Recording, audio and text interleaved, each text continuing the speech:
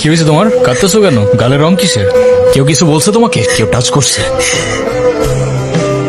কিরে তুই আমার মাল কেন? তুই কি আমার ব্যাচমেট না আমার খালাতো ভাই? তুই তুই করে বলার রাইট কে দিছে তোরে? তোদের না আগেও বলছি ভার্সিটির বাইরের কেউ যেন ক্যাম্পাসের ভেতরে না ঢুকে, কথাটা যেন মনে থাকে।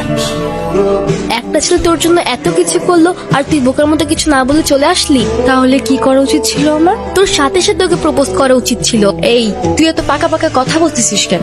চা পড়তে বস। ওই মায়ের জন্য সেদিন নিশানে ঝামেলা করছিল। উনি কি কোনো পলিটিক্যাল রিলেটেড নাকি? ঈশান ভাইয়া? হ্যাঁ ঈশান।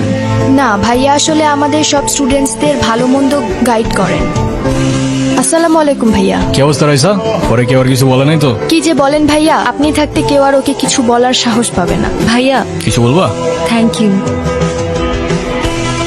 তোমার সাথে একদম দেখা করতে আসছে। গিয়ে বল ভাই বিজি, পরে আসতেছি। তোমার মা আসছে ভাই। হ্যাপি বার্থডে বাবা।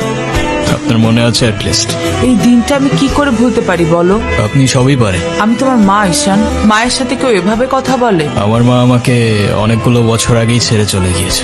আমি তোমাকে ছেড়ে যাইনি। মনে করিয়ে দেওয়ার প্রয়োজন নেই, আমি ভুলিনি। আমি আপনার আঁচল ধরে বারবার বলছিলাম, মা আমায় ছেড়ে যেও না। আপনি আমায় ধাক্কা দিয়ে দূরে সরিয়ে বলেছিলেন যেন আমি আপনার পিছনে আসি। তারপর আমি তো কখনো আসিনি, তো আপনি কেন বারবার চলে আসেন? আমি তোমাকে